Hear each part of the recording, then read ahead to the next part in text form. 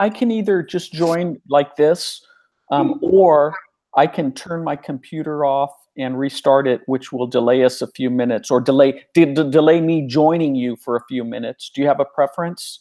No, either way, it's fine. Okay, then I'm just going to stick with this for now. Okay, that's fine. I think Cindy knows what you look like. Yeah. It's a good picture anyway. So Hannah's there in the room with her, and she just said she's going to do Elm Tree because she did the other two for the tick demos. So she's going to do Elm Tree today. Great. Coaches. So Cindy, you know what you can do too? I mean, I know you only have Hannah and Ruben and I here, but when you're doing a demo, if you in a workshop would say, hey, I'd get everybody up and get in groups of 5 or whatever, you can just tell us that you're going to do that. Don't feel like you have to modify your workshop because of your huge audience of 3 here. Okay. Okay. Sounds good. Yeah. So whenever you're ready, go ahead. I have sticky notes too, so I'm ready. Great. So good morning. My name is Cindy Swakek, and I'm here on behalf of Positive Coaching Alliance. I'm super excited to be here. I am a coach by trade. I am just starting my 24th season of coaching, which sounds super crazy when I think about it. I've coached from 2nd graders all the way up to high school level. I married a volleyball player. My kids are athletes. I've been an official, so I've kind of done it all a little bit. And I love sports. Our whole family loves sports. We watch sports. We're just sport people. So back in the day, when I first got on Twitter as a coach, I didn't even realize it, but I was forwarding a lot of quotes and such from PCA, Positive Coaching Alliance, without even realizing it. So it was super cool when I started my master's program at the University of Kansas this fall. I ended up being able to become part of the PCA initiative at KU. And so we're doing trainings with college athletes, sport clubs here. And so I started looking, I was like, wait, I've heard these principles before. So I'm super excited to be part of the team now with PCA. And like I said, I'm working on my master's in sports psychology because I wanted to make sports a part of my life. Like, how can I have a career in sports? Because I'm not going to be a professional volleyball player. And so I jumped in, started studying sports psychology. Super pumped to be here. So I just kind of want to go around the room and have you introduce yourself to the person next to you and the people at your table so that you can kind of get to know each other. Talk about what sports you have coached, how long you've coached, and what you're coaching now. Okay, so blah, blah, blah. Yeah. I really want to make sure you guys get to know each other and feel comfortable because this is a very interactive workshop. So you're not just going to be learning from me because I may have 24 seasons of coaching, but I am probably not the best coach in the room. I look around and see a lot of bright faces and excited faces. So you can share with each other and really learn from each other. I love going to coaching clinics. I am just kind of a nerd when it comes to going to conferences and learning. And so let's all kind of bounce off each other today and learn. So I first would have done the emotional tank. And so we're just going to skip right to Elm Tree of Mastery. Okay.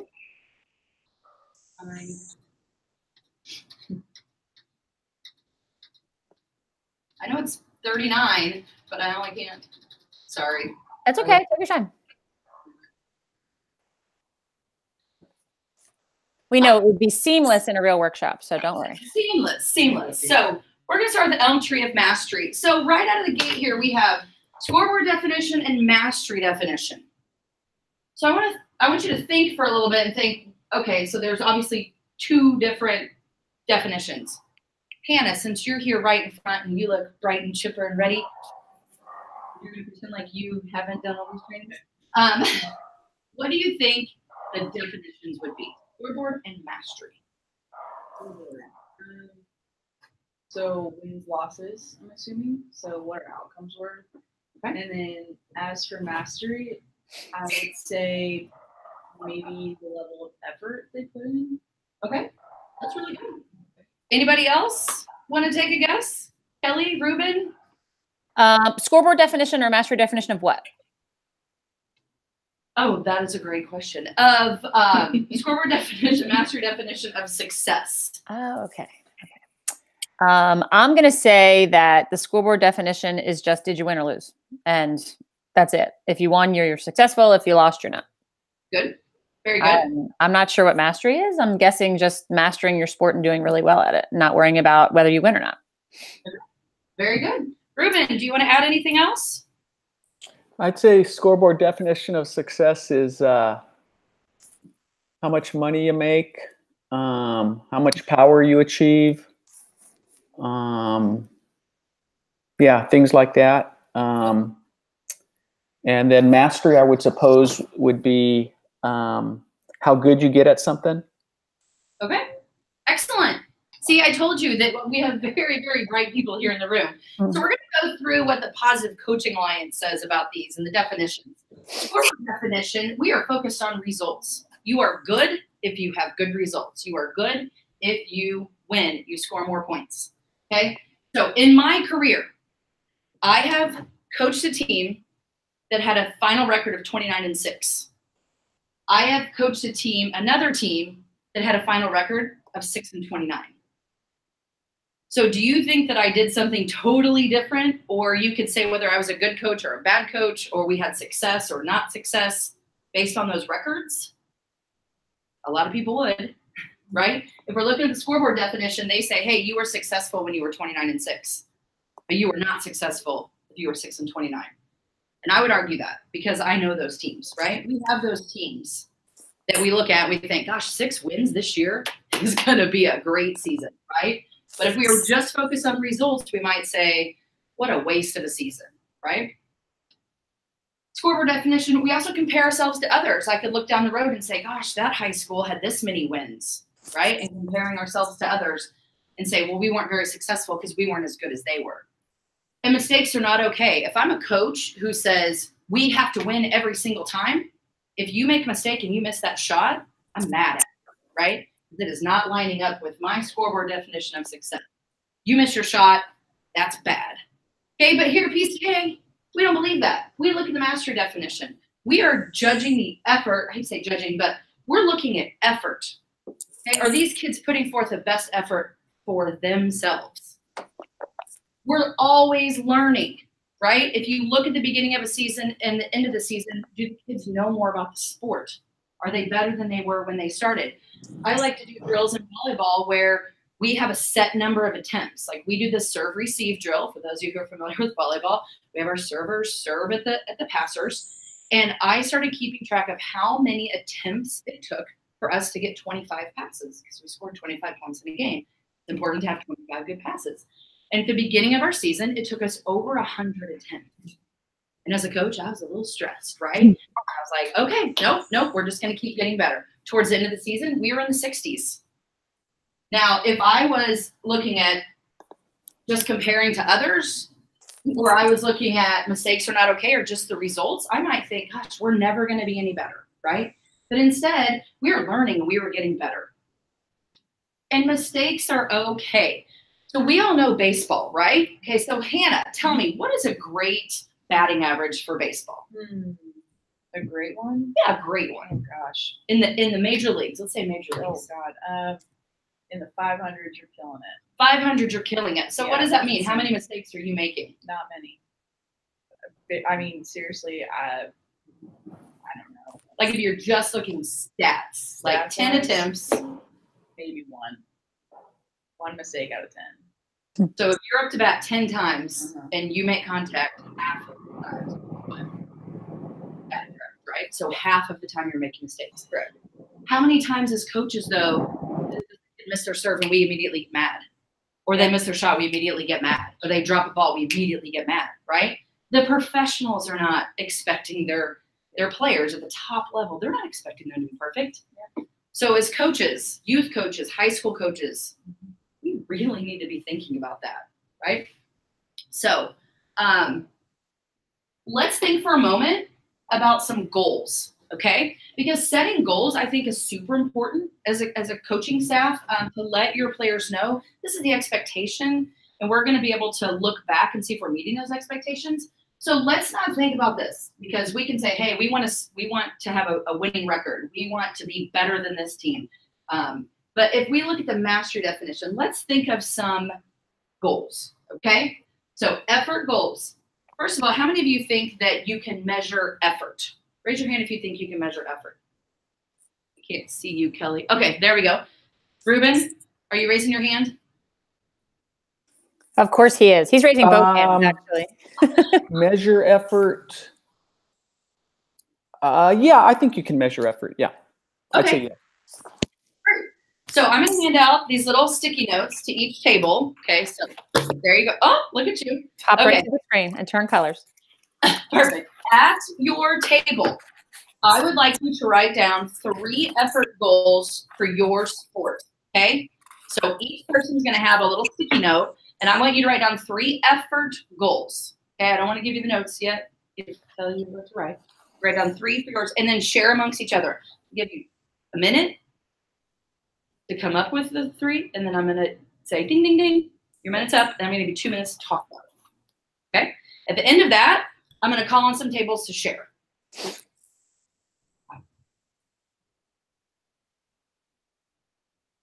really right. Mm-hmm. Yep.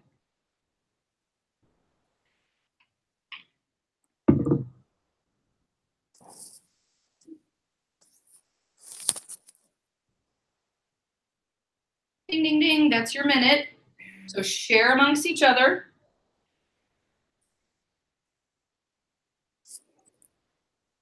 So do you 3 want to share? Sure. You're all at the same table? Sure. I did them for lacrosse, and my first one was always keep your hand at the top of the stick when you are picking up a ground ball. The second one is to give with the ball, give with it, be relaxed hands when you're catching the ball. And the third one is to follow through on your shots all the way. I love hearing about other sports. I don't know that I've ever seen a lacrosse game. Definitely not live. So I love that. I love learning about other sports. So that's great. Hannah or Ruben, do you want to share? Yeah, I'll go ahead. Okay. So I'm a softball coach. So one thing I'd like my girls to do is hustle on and off the field every half inning. Great. And then another one I have is running all the way through first base, whether it's a walk or a hit. So showing hustle. And then, yeah, that's as far as I got today, guys. Okay. No, those are great. And what do you have? I have three kind of different ones. One is being in your proper practice uniform with all your equipment at every practice.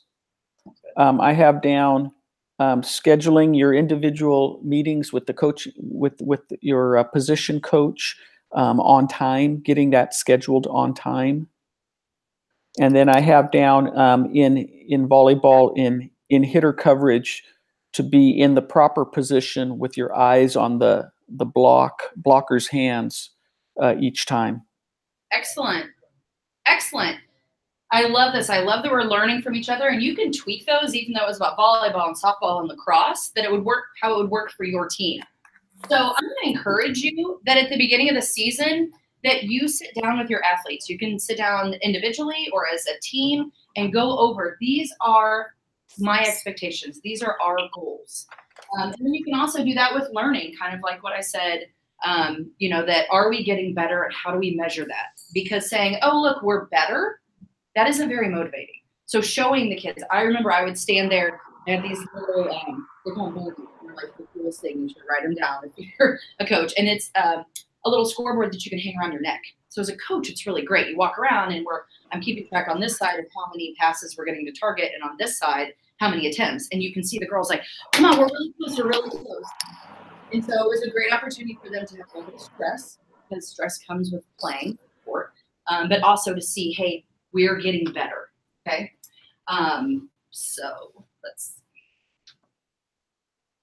So talking about mistakes, I actually went online and Googled some quotes about mistakes, and let me tell you, there are thousands. Mm-hmm. I really just had to narrow this down. So Hannah, would you mind reading this out loud for us? Yeah, absolutely. Experience is simply the name we give our mistakes. By poet Oscar Wilde. So let's be honest, and we're going to talk for just a little bit within our group. Is this your mentality? If you had to be super honest with yourself as a coach, when you're there standing on the sideline and the game is on the line and you need your player to make their free throw and they miss it, are you thinking, it's okay, we're just getting experience? What does your face look like? Not that. Not that. Honestly. Yeah. It's important to be honest. So Hannah, I'm gonna kind of put you on the spot here. Sure. If you don't mind. Okay. What do you think you need to do to make a shift in that? This is kind of a deep question. Sorry to kind of No, that's okay. From a personal standpoint, I think I'm very hard on myself. And so I have a hard time getting over my own mistakes. So I think in order for me to work on having a better response from my team, I need to work on myself first. So how do I respond? I've gone to another talk before where we talked about mistake rituals. Oh, good. And so that's something that I've tried to be very conscientious of is, do I give myself 10 seconds to take a step back and think, okay, what's the situation really looking like? And then how much time do we have in the game? What's our situation in the game? How is that going to affect my players if I react a certain way? Right. I'm still a pretty young coach, so I'm still learning a lot, but that's something that I'm very conscious of is me first, and then how can I be better for my team? That's excellent. And you bring up the mistake ritual, which we talk about at another point in the PowerPoint, but it's also, you can find some of that information in the book. Yeah. I'm sorry, I don't have it right now, but I can definitely afterwards find it in the book and let you guys know. Yeah. That's a really great point. And it does start with us, right? We're the coaches. Yeah. And this is about, if we're really following the Positive Coaching Alliance principles, this is about teaching life lessons, right? And in the end, 10 years from now, is that kid going to be thinking about that free throw? Are they going to be thinking about how the coach reacted maybe of I'm not good enough, I just made that? And, we really need to be conscientious of, as coaches, how we're being perceived and how it affects our athletes. Because in the end, that's the most important part, really. I actually listened to a podcast on the way here from Lewis Howes, amazing if you want to look him up, Howes. And he was talking about how he approaches his business the way that he had been coached. So imagine if he had a coach that tore him down all the time. Would he be very, confident in his business? Maybe not. Here's another really great one. Don't carry your mistakes around with you. Instead, place them under your feet and use them as stepping stones. Never regret. If it's good, it's wonderful. If it's bad, it's experience. And I think just really framing sports as we are trying to teach life lessons, it's not just, do we win this championship? Right? Did anybody want to add anything to these? Kelly, Ruben? I've always said mistakes are the lifeblood of learning. So if you're not making mistakes, you're not learning. Exactly, right? If you're not making mistakes, you might not be challenging yourself, right? You might be just willing to stay right here where it's easy and simple. Yep, great point. Ruben, did you have anything to add? No. Okay. Thank you. Okay, so we're talking about this mastery climate where we're talking about effort, learning, mistakes are okay. And 25 years of research shows that in a mastery climate, anxiety goes, what do you think? I would assume down. Down, exactly. And self-confidence goes up. Up. Very good. Isn't that what we want as coaches? Don't we want our kids to be out there, finding their flow, being relaxed, having that self-confidence? That's important for our athletes. I just want to go back about anxiety. Imagine yourself at work and you make a mistake and your coach comes in the office. Sorry, not your coach. Your boss comes in the office and starts yelling at you. Or you're in a meeting and you say something, you mess up the numbers or whatever. And your coach is, I keep saying coach, I'm such a sports-minded person. Yeah. Your boss says, why in the world would you have said that? You're an idiot. This is terrible. You didn't do that report right. The next time you come into a meeting, are you going to be excited to share your ideas? So then what happens when each person on the team makes a mistake and they feel that anxiety, or each person at that meeting feels it? Eventually, who's shooting the ball? Who's speaking up at a meeting? Eventually, everybody's just kind of sitting around not doing anything, right? If you have that high anxiety. So, elm tree of mastery. Let's talk about control. I want you to think for a moment. Are your athletes aware of what they can control? So in your sport, there are certain things you can control, certain things you can't. I always tell my volleyball players, the one thing you can control is when you put that serve into play. Everything else is rebounded off of someone else, right? So I want you within your little groups, and you are welcome to use the little sticky notes that I gave you. I want you to think about things in your sport that your athletes can control and what they cannot control. Okay. On the flip side of your little sticky, I want you to write a few things down of what you as a coach can control and what you cannot control.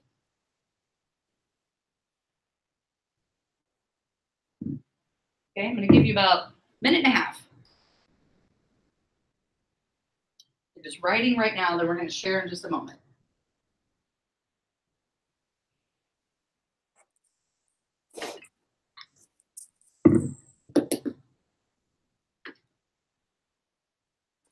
I love looking around and seeing people deep in thought.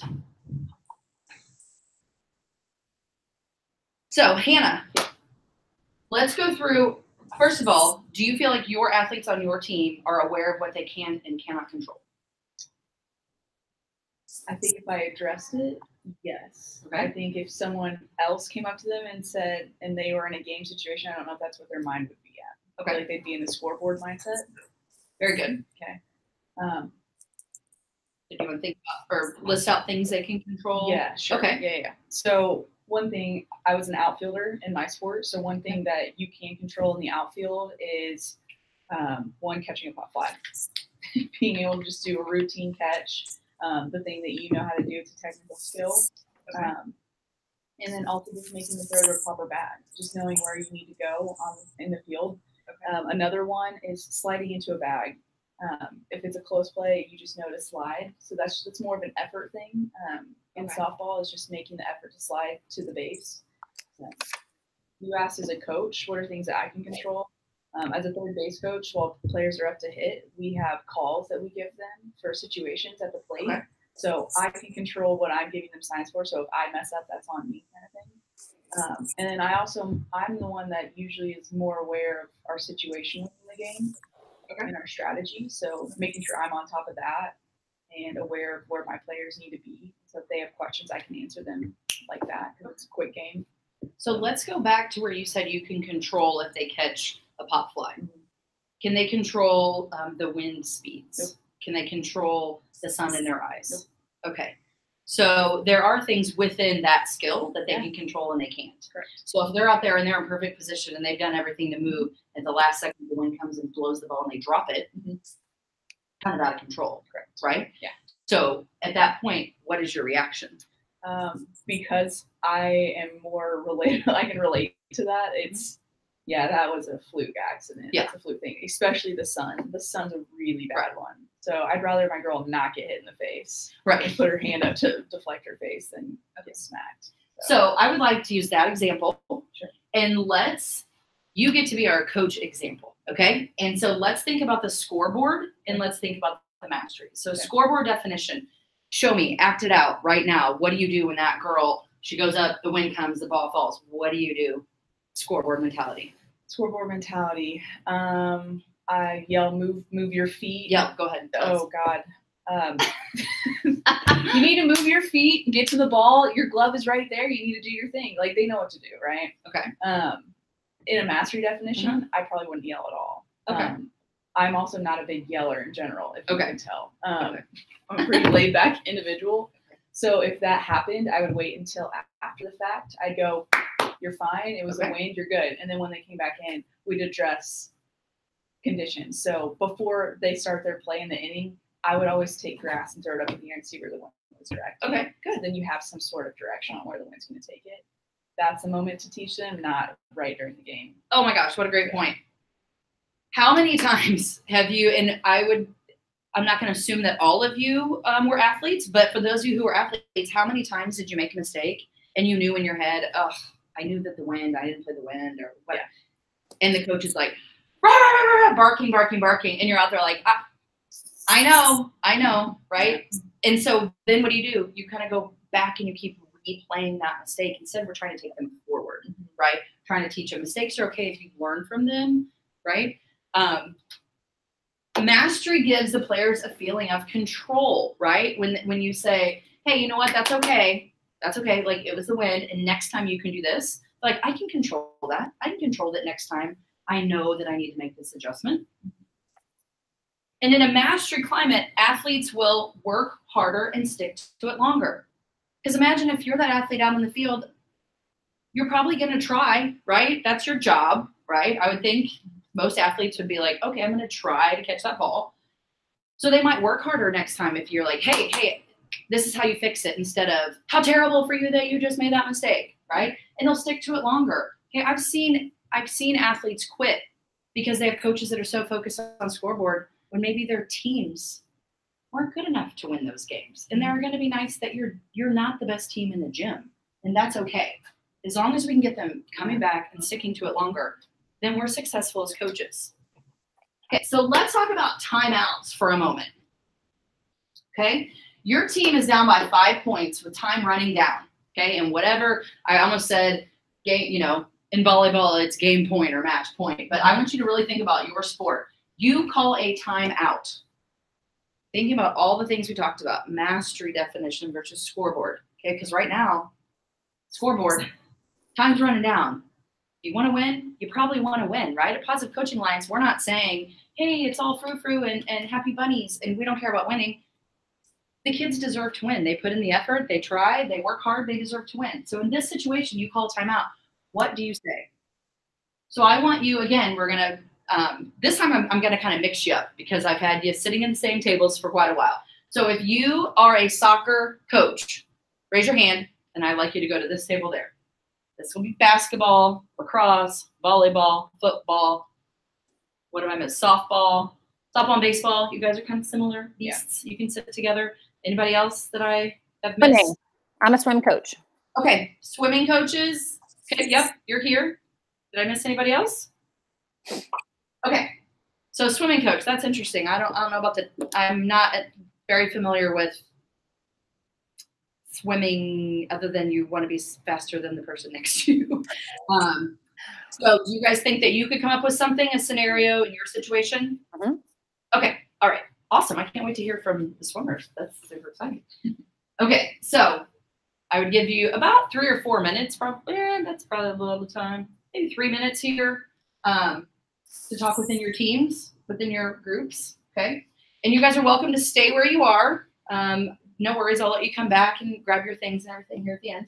But I would love to hear from someone of what you would say to your team after being here at this workshop. What would you say? So I'll go on this one, Cindy. Okay, I think what I'd like to do is start by saying this very precisely. Let's focus on what we can control right now. Perfect. So I'd start with that. And then I would try to give a brief explanation or description of whatever strategy or tactic we wanted to use in the next part of the game, the next play or the next race. Or for me, it's volleyball. Okay. So you're talking to them about.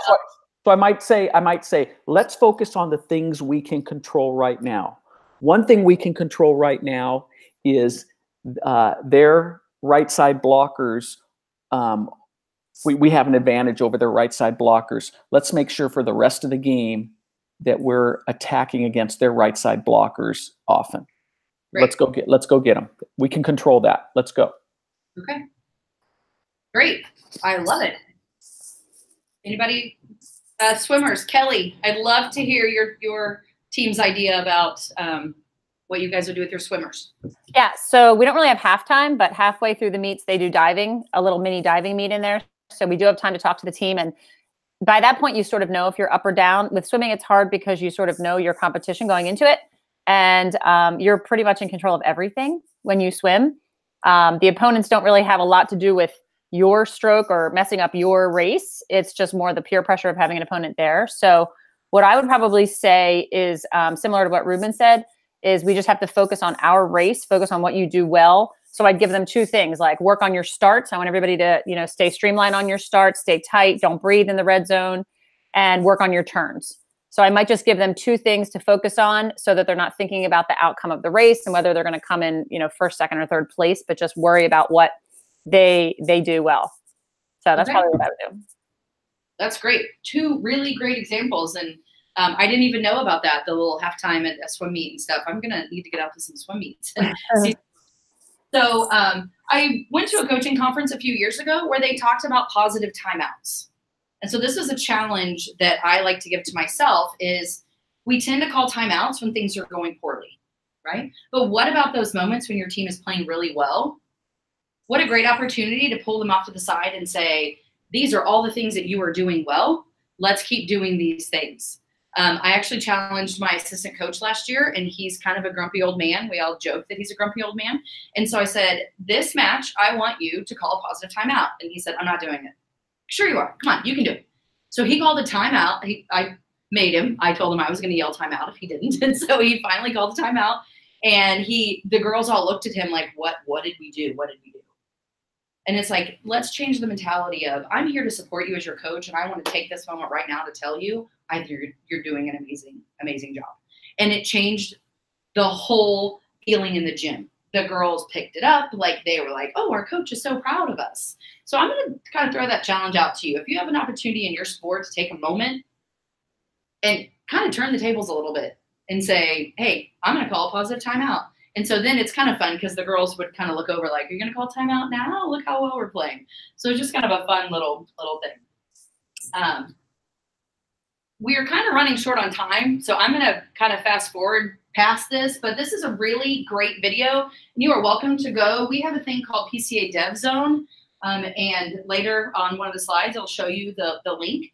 And this is just, they have short little videos that no matter what you're looking for, you're struggling with, you're facing a situation, there's thousands and thousands of videos. I actually had one of my players, she played in the All-Star match a couple weeks ago, and she texted me, Coach, I'm freaking out. What am I going to do? I need you to send me something. So I went on Dev Zone and I sent her a whole thing about relaxation. And about 20 minutes later, she texted me back, I feel so much better now. So it doesn't take all these huge things to change an athlete's life. You can go here and say, hey, look at this quick little 1.5-minute video and just get in the right mindset. So this is really great. If you have a chance. He talked about, and we can always point to effort. Sometimes we get in a situation where we're not winning, right? But we can always point to effort and celebrate that. So some takeaways. Focusing on effort is the key to performance. We've talked about that. Assertive, aggressive play comes when there's no fear of mistakes, right? If you're in a meeting and you're worried your boss is going to yell at you, you might not step up and share.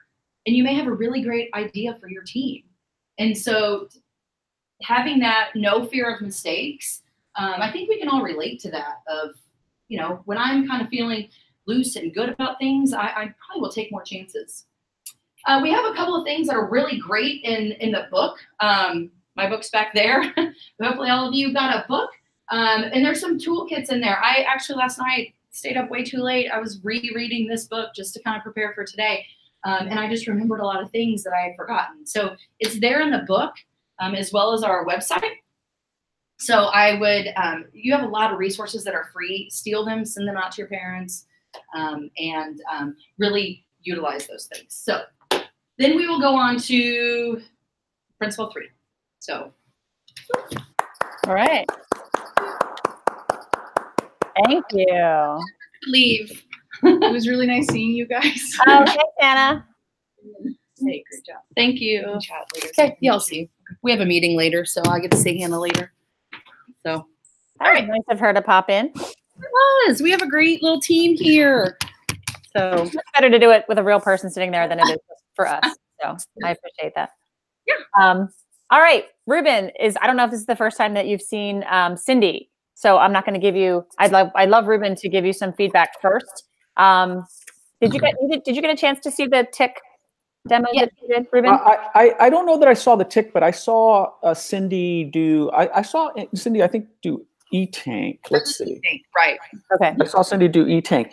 And I thought one of the challenges when Cindy did E-Tank remained a challenge today, which is lots of slides, lots of content, trying to cover so much, and we got limited time. So, I want to repeat that I do think we have to condense. I think we have to think in terms of less is more. Mhm. I think that simplifying and somehow finding a way to move through the principle at a faster pace, Mhm. so that when you get to the PCA tools at the end, that you actually do have time to spend Right. a little bit on the tools. We definitely want to make. There's a few things we don't want to cut out. We don't want to cut out interactivity, right? Right. Because could you go faster if you didn't make it interactive? Yes. Well, we don't want to make that trade-off. Right. Another trade-off we don't want to make is, can we go faster if we don't explain any PCA tools? Yes. Right. we don't want to make that trade-off. So that's the main thought, suggestion, idea I have for how you move forward as a trainer, Cindy. I just so many positives to what you did. Can we go back just a second? Yes. Within my presentation, what would you cut? Maybe, what would you cut or limit? Well, okay. So I really like the quotes you brought. The two quotes about mistakes. I would when I'm saying, and E is for effort, focus on effort, and finally the M is mistakes are okay. I think you could bring up those two quotes very quickly, and here's another way of saying this, and just show us those, and I don't know that there has to be. I mean, there could be a reflection on the quotes and what does that mean to us, but I think I like the quotes. Put them out there in front of us and get right back on track at that point. Okay. That would be one thing to cut out. Okay. Okay. Yeah. Okay.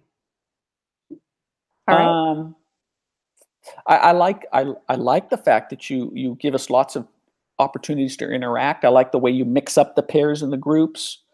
I like the question, are your athletes aware of what they can control? I like that question. Mm-hmm. I do think it's a good question, and I do think then that then the earlier part about what are the things in your sport that the athletes can control? What are the things that the coaches can control?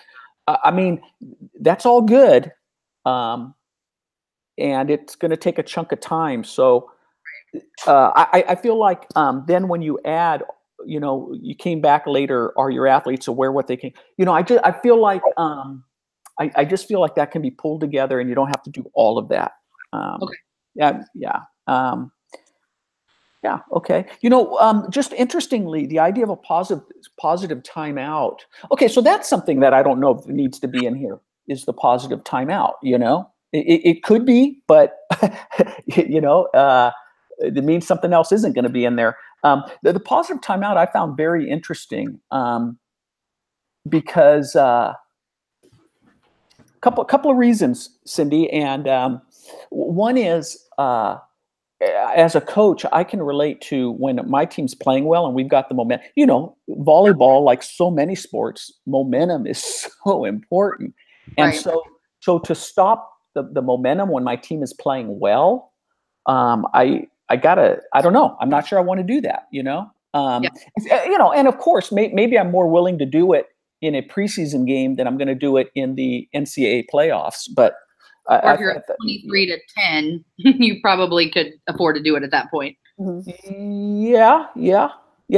And then I remember one of the first things I learned about sports psychology was the book, The Inner Game of Tennis by, is it Galway? Are you familiar with that book, Cindy? I bet Mary Fry would know. I mean, I'm going way back to the starts, the origins of the sports psychology field. And he wrote about how when there's a guy that he plays tennis with regularly once a week, and he said that whenever he's getting beat by this guy, on the switch, he'll make some comment like, "Wow, Cindy, your serve is really on today," and then just keep walking. And sure enough, the guy's serve would change, and he'd get the guy thinking about what he was already doing naturally and was in the flow and in the moment. And you know, and so I wonder about the positive timeout, and you know, if yeah, I just wonder about it. So anyway, Kelly, that's it for me. All right. Thanks, Ruben.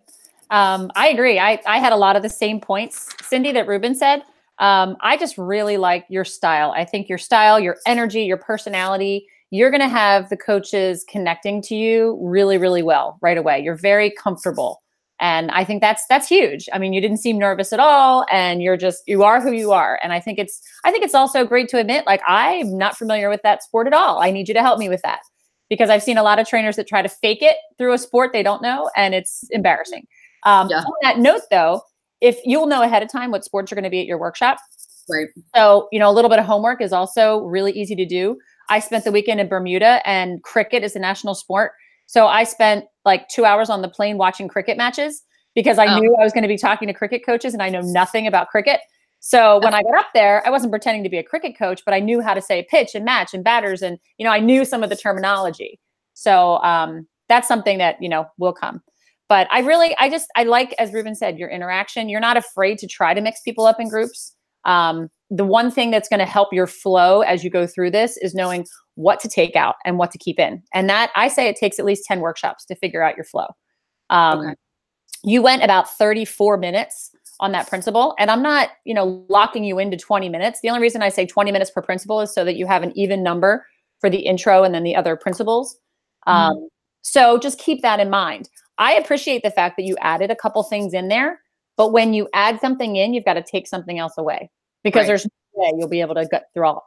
And if you coach going to a workshop for the first time, and you had to take time out of your schedule to go listen to this Positive Coaching Alliance talk that's going to make you a better coach, which do you think you, as a new coach or something, would want to hear more of? The psychology and abstract and research behind it, or actual things you can do out on your field tomorrow to make you better? Actual things I can implement. Exactly. And that's the tools. So as Ruben said, we have to make sure that the tools are illustrated and practiced, and because you're also sending them home with a book, and the tools are in the book. So if they just get a little like, okay, yeah, the tools are in the book, read them, I'm not going to read it, because I'm not even interested really in hearing what it is. But if I hear something like, wow, anybody ever have an underperforming team and you couldn't figure out why? Are you, as a coach, rewarding the effort that they're giving? Or are you just really, you know, yelling at them because the outcome's not great? We have a tool called Rewarding Unsuccessful Effort. You know, how many of your teams have problems? Anybody have kids that beat themselves up after mistakes? Yeah. And sometimes they miss the whole next play. Absolutely. Let me tell you a tool that's going to change the psychology of your athletes instantly. It's called the mistake ritual. Everybody stand, and I have everybody stand up, put your hand up in the air, make a toilet flushing noise. You know, it's an activity that they do. And then I say, you know, a bunch of adults are laughing because they sound like a toilet. And then I just tease them like, okay, how do you think 7-year-old boys would do with this? That is an example of a mistake ritual called the flush. Now, some of you might have something else you do. You might do shake it off. You might do ice it, you know, whatever the term is.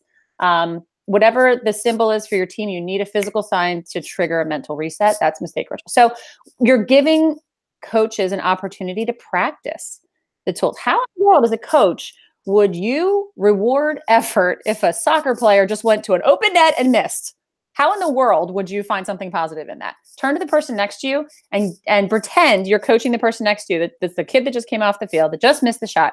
How in the world would you do that? I mean, I actually have coaches practice the tools so that they can hear the language and hear how it's different than might be different than how they normally coach.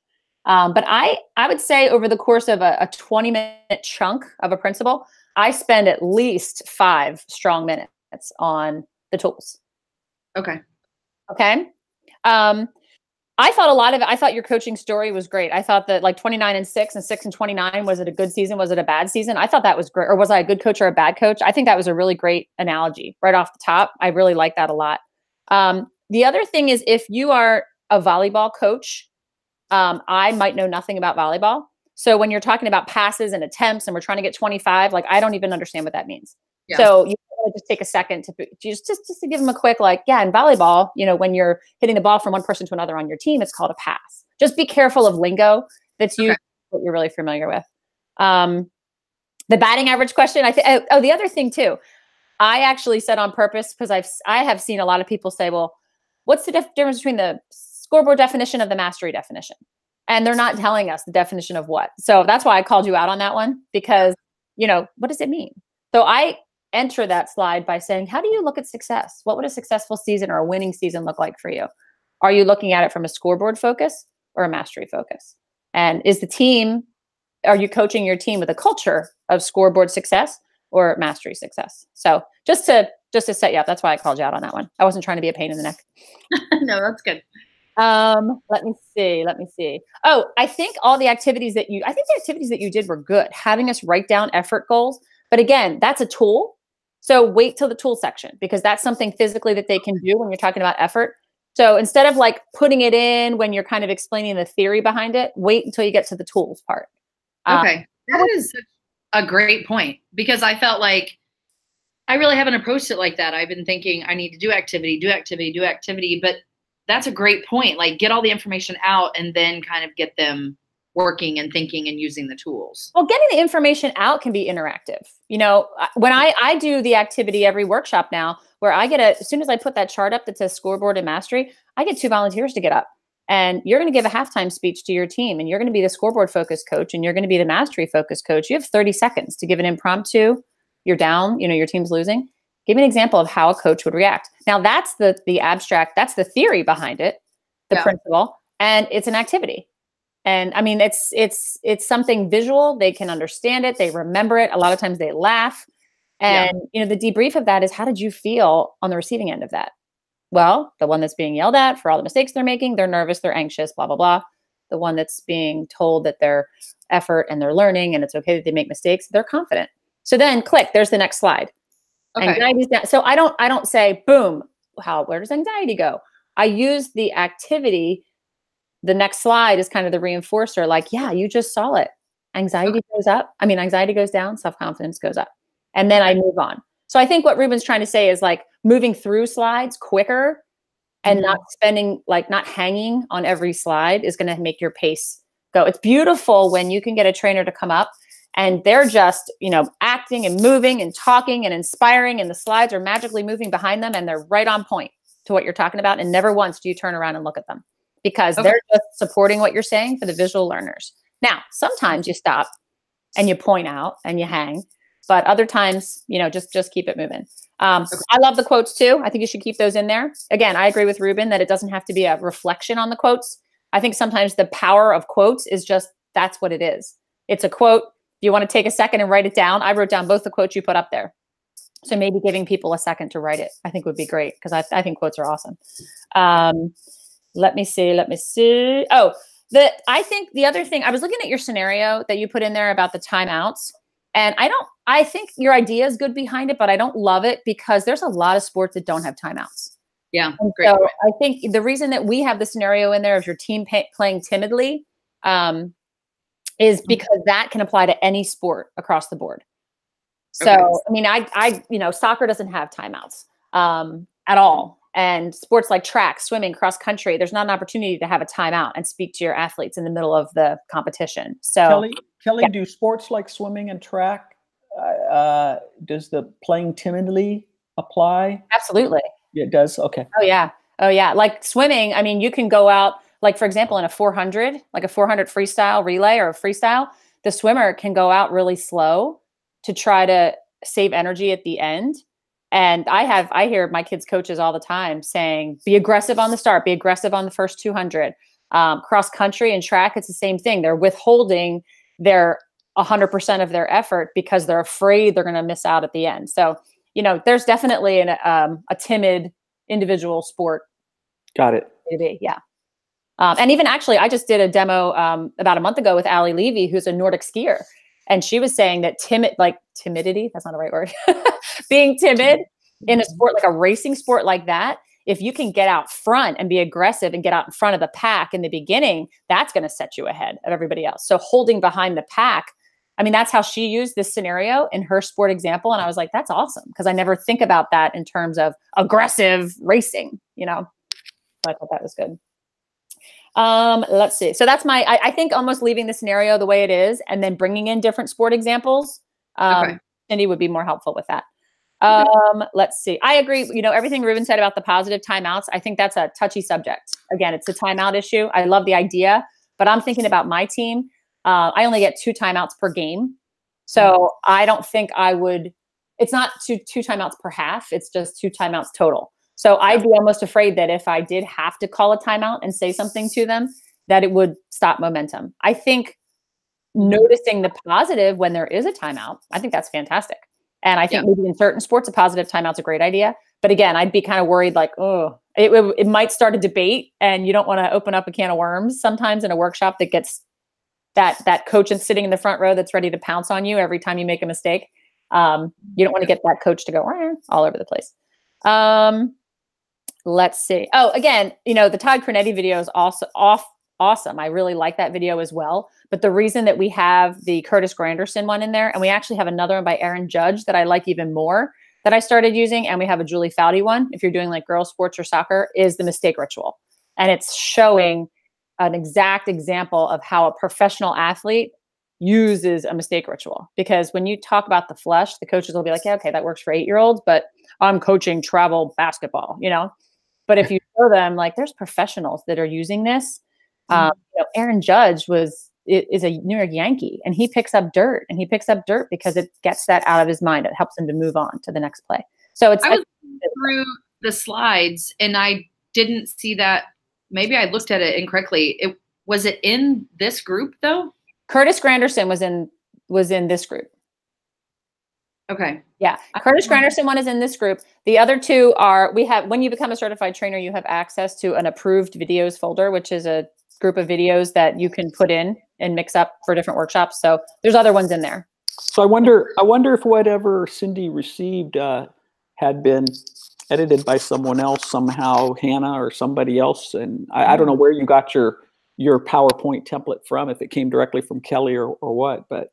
Yeah, it did. And then, like slide number 40, let me see what it is. I started at slide 39. Right, 46 is the flush it mistake ritual. I'm gonna have to log back in. But yeah, it's right after the tools. The slide that has the takeaways, the Elm Tree Toolkit. And then it says becoming a noticer, rewarding unsuccessful effort. And then the next one is the Curtis Granderson. I don't think is this gonna mess me up if I open up something? No. Okay. Let me go to my drive because I don't remember seeing that. Okay, well, I'll send you the. I mean, it should. If it was the link from the course, it's in there. Yeah. I have to step away, guys. Okay. Thank you, Cindy. Thank you, Kelly. Thanks, Ruben, for joining. I'll be on in a couple minutes. Okay. I'll go back and look later. I just don't remember seeing that. Yeah, it should be right after. It's right before. It's the last part of the Elm Tree. It says flush it mistake ritual. Anyway, there's some. I think there's some better ones other than Curtis Granderson in there, to be honest with you. The Julie Foudy one I like because she talks about snapping a ponytail on her wrist to snap out of it. And I coach girls sports, and they always have an elastic around their wrist. So I think it's a really easy thing. That's actually illegal now. They consider it jewelry. Really? Okay. Yeah. Well, either way, just the idea of having a female athlete, if you're talking to female athletes, I like that one. But the Aaron Judge, I think, is great too, because the Aaron Judge example, he uses picking up dirt at a baseball game, and he actually is interviewing while he's doing it. I mean, interviewing. He's giving an example of it while he's doing it. So he's saying, I use it to move on when I've made a mistake. I use it to get myself refocused. I use it to, and it's perfect example of the mistake ritual. So okay.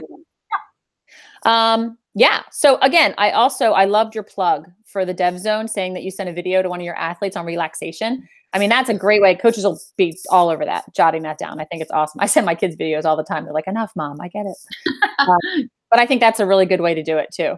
Yeah. So basically, in a nutshell, do what you're doing.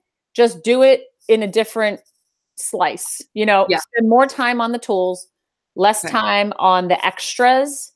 And just don't use the slides as a crutch. You know what you're trying to say. As Ruben said, keep it simple. Simple is actually better, because this is only one section. And by the time you get to the third section, they're glazed over if we give them too much information. Right. Yeah. And that's one thing that has actually made my workshops much more effective. I can tell you're a talker. Obviously, I'm a talker too, but talking less and keeping it simple and slowing down has made my workshops 10 times better. Yeah. And I think in the very beginning, I was thinking I have to tell you everything I know. And what you realize as a facilitator is they're not going to remember anything you tell them. They're going to remember what they do. They're going to remember what they're up, moving around. They're going to remember turning to the big guy next to them at the workshop, pretending he's a 6-year-old soccer player, and how you actually speak to him. That's what they're going to remember. And, you know, it's funny because I've gone back to certain groups multiple times and said, what do you remember from the first workshop? And that's what they do remember. They don't remember statistics. They don't remember stories. They remember quotes. They remember videos. And they remember, oh my gosh, I remember doing this activity where you were, you know, draining my emotional tank. And, you know, I thought that, I thought I just had to tell them everything I knew and they'd learn it, but they, I know. And that's, I think, probably the teacher in me of like, I have to get through all this information. You have to do this before you leave. And, you know, but it is in the book. And if they're taking home the book and